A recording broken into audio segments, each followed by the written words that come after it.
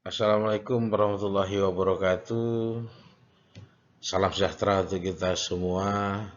Anak-anak Bapak yang di kelas 8. Hari ini bertemu dengan Bapak untuk mata pelajaran Budaya Melayu Riau. Untuk pertemuan awal ini kita akan bahas tentang perkampungan Melayu Riau. Bagaimana perkampungan Melayu Riau, di mana letaknya, dan bagaimana sekelumit perkampungan Melayu Riau akan kita bahas dalam video ini. Mari kita saksikan.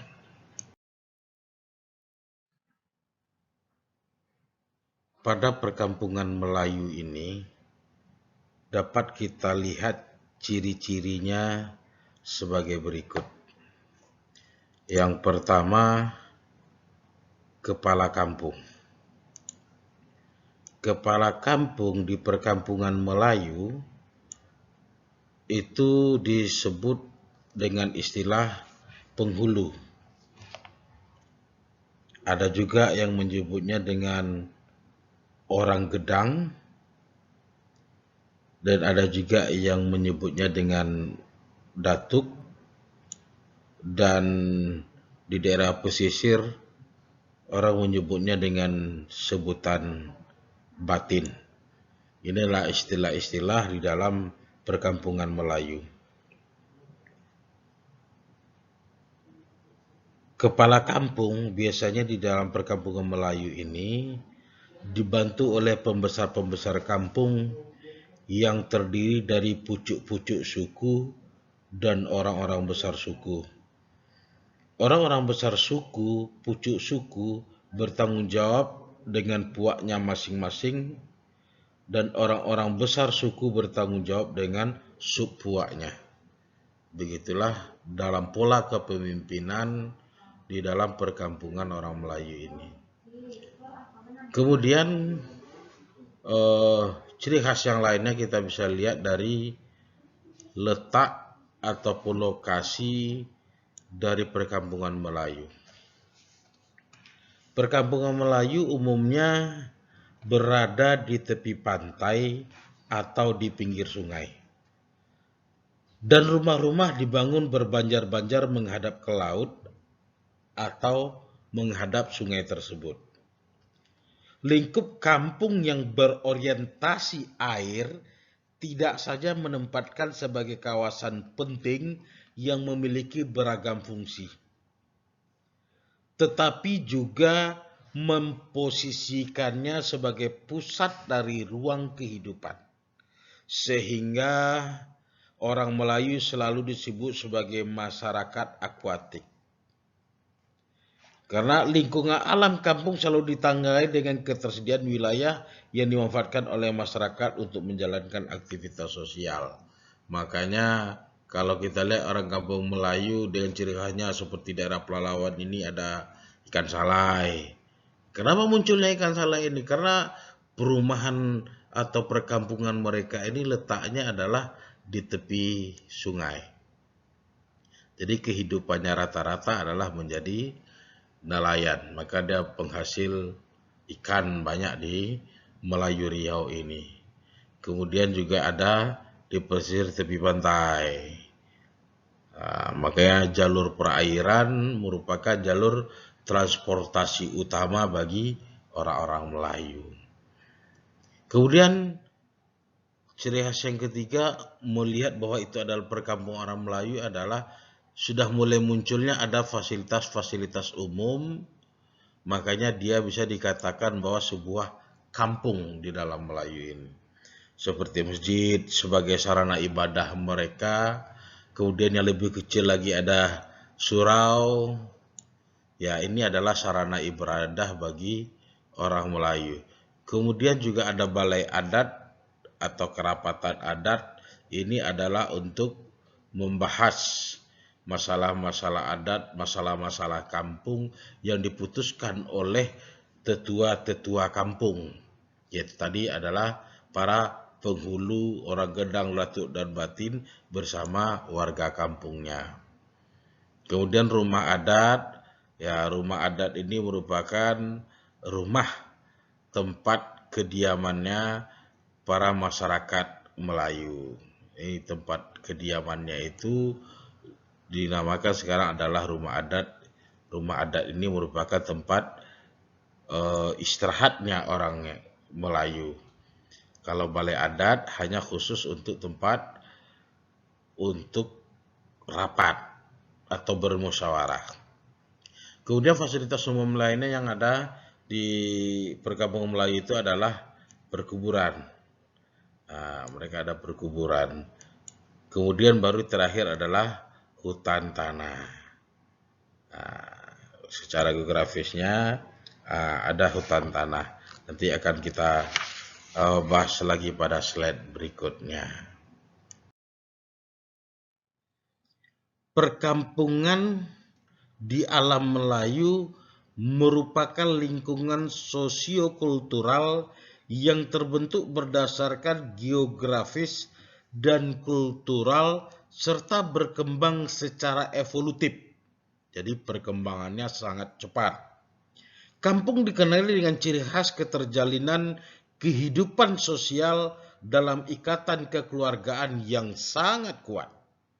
Sifat kekeluargaan menjadikan warga saling mengenal satu dengan yang lainnya, menyelesaikan suatu permasalahan secara bersama-sama, dan kepedulian antar sesama warga yang sangat tinggi. Sementara itu kalau kota atau bandar saat ini, nilai-nilai tersebut masih terjaga dengan baik walaupun kian menurun. Ini dalam perkembangan kampung Melayu. Di dalam perkembangannya kampung Melayu ini nanti kita akan lihat yang pertama adalah proses evolutif, proses berkembangnya secara cepat.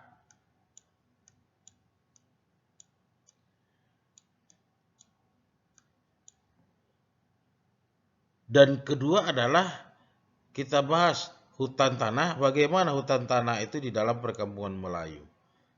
Dan yang ketiga adalah penamaan kampung Melayu. Bagaimana, dari mana diambil kampungnya.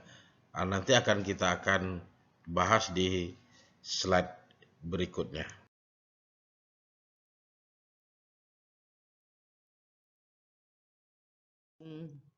Tadi sudah Bapak sampaikan, tahap pertama yang kita bahas adalah proses evolutif. Proses evolutif adalah proses perkembangan kampung secara cepat. Perkembangan kampung ini secara cepat didahului dengan pembentukan terata. Apa itu terata? Terata merupakan tempat melaksanakan aktivitas ekonomi seperti berladang, berkebun sayur, mencari ikan atau nelayan. Jadi mereka membangun sesudung atau bagan. Ini adalah pondok sederhana tempat mereka berteduh ketika mereka istirahat berladang, berkebun atau nelayan. Jadi tempat-tempat istirahat mereka ini adalah dinamakan terata. Akhirnya terata ini berkembang dari satu keluarga, kedua keluarga, ketiga keluarga, sehingga menjadi sebuah dusun. Atau lebih kita kenal lagi istilahnya kampung kecil yang berada di dekat kampung atau pinggir hutan, itu adalah dusun. Artinya dusun ini terdiri dari beberapa terata yang ada di pinggir sungai atau di tepi pantai, yang posisinya adalah di pinggir hutan. Jadi ada 2 atau 3 terata berkembang sehingga mereka menjadi suatu kelompok yang dinamakan dusun. Kemudian dusun ini terus berkembang dan berkembang, ada beberapa dusun sehingga nanti akan membentuk yang namanya sebuah kampung. Nah, makanya dusun itu adalah kampung kecil katanya. Kalau kampung ini adalah pemukiman yang terdiri dari rumah-rumah yang mengelompok dengan fasilitas umum yang dipakai secara bersama. Jadi ini perkembangan secara evolutifnya dari sebuah kampung. Hutan tanah perkampungan Hutan tanah menjadi lambang tuah dan marwah yang menjadi harkat dan martabat suatu kaum, suku dan puak. Orang tidak memiliki hutan tanah dianggap sebagai masyarakat terbuang dan dipandang rendah. Hutan tanah menjadi sarang-sarang budaya dan tradisi yang menjadi jati diri dari kemelayuan. Pandangan ini menyebabkan orang Melayu menjadikan hutan tanah sebagai bagian dari kehidupan sosial. Keberadaan hutan tanah wajib dipelihara dan dibela sebagai wujud dari penjagaan harkat dan martabat. Maka menjadi harkat dan martabat suatu kaum, suku dan puak di perkampungan Melayu. Maka dalam ungkapan adat Melayu disebutkan, barang siapa tidak berhutan tanah, hilang tuah, habislah marwah. Apabila hutan tanah sudah hilang, hidup hina, marwah terbuang. Itulah yang dikatakan secara adat Melayu, memandang hutan tanah merupakan sebagai harkat martabat bagi orang Melayu. Hutan tanah merupakan tanah ulayat yang menjadi pucuk dari suatu perkampungan Melayu. Sehingga penyebutan kampung halaman pada dasarnya merujuk kepada hutan tanah yang menjadi kampung tempat berhalaman. Ruang-ruang atau pembagian hutan tanah berfungsi untuk menjalankan berbagai aktivitas sosial, budaya, dan ekonomi. Ruang-ruang tersebut dapat dibagi dalam 4 bagian utama yang meliputi tanah perkampungan, rimba, tanah perladangan, dan kawasan perairan.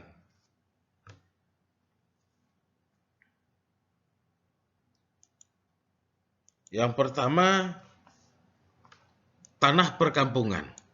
Tanah perkampungan ini berfungsi ada sebagai tanah perkarangan, ada sebagai tanah kota, tempat pembangunan masjid, balai adat, rumah adat, atau laman silat, tempat latihan silat. Kemudian ada terata, dusun, tanah pekuburan, padang pengembalaan, dan lain sebagainya. Kemudian ruang berikutnya adanya rimba. Rimba ini ada rimba larangan, atau lebih dikenal sama kita sekarang adalah hutan larangan.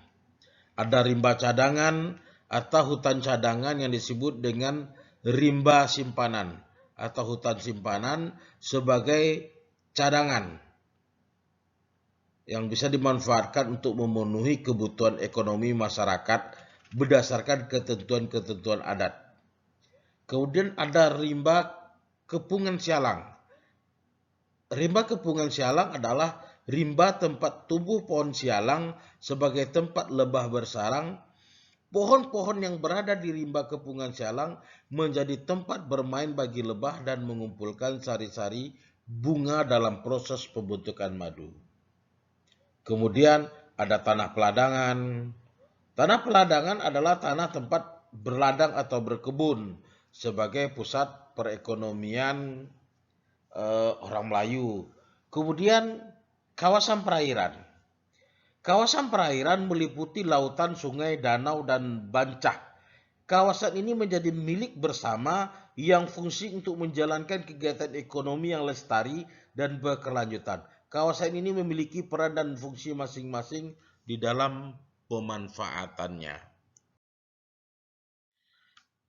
Penamaan kampung. Penamaan kampung-kampung Melayu di Riau berkaitan erat dengan sejarah atau legenda dari kampung tersebut.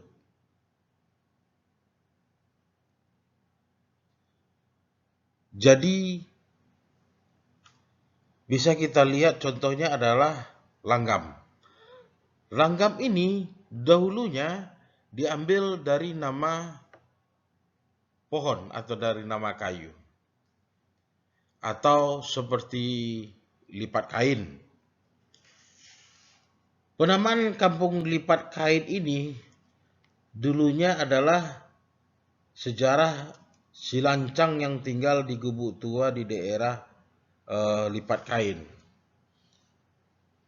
Yang dia adalah seorang anak durhaka yang tidak mengakui ibunya sehingga mendapat sumpah dari ibunya sehingga kapalnya terbalik, tenggelam dan seluruh barang dagangannya, kain-kain sutranya semuanya tenggelam dan terhempas kian kemari sehingga tergeletak berlipat-lipat di pinggir sungai. Sehingga negeri itu dikenal dengan nama Lipat Kain yang berada di Kampar Kiri, Kabupaten Kampar. Demikianlah anak-anak untuk materi kita tentang perkampungan Melayu Riau. Terima kasih atas partisipasinya. Kemudian untuk terakhir, Bapak minta anak mengerjakan tugas seperti yang nampak di video ini. Tulislah 5 daerah atau kampung di Riau serta asal penamaannya dan kirim ke classroom kita kelas 8A. Demikian, terima kasih. Assalamualaikum warahmatullahi wabarakatuh. Selamat pagi, salam sejahtera untuk kita semua.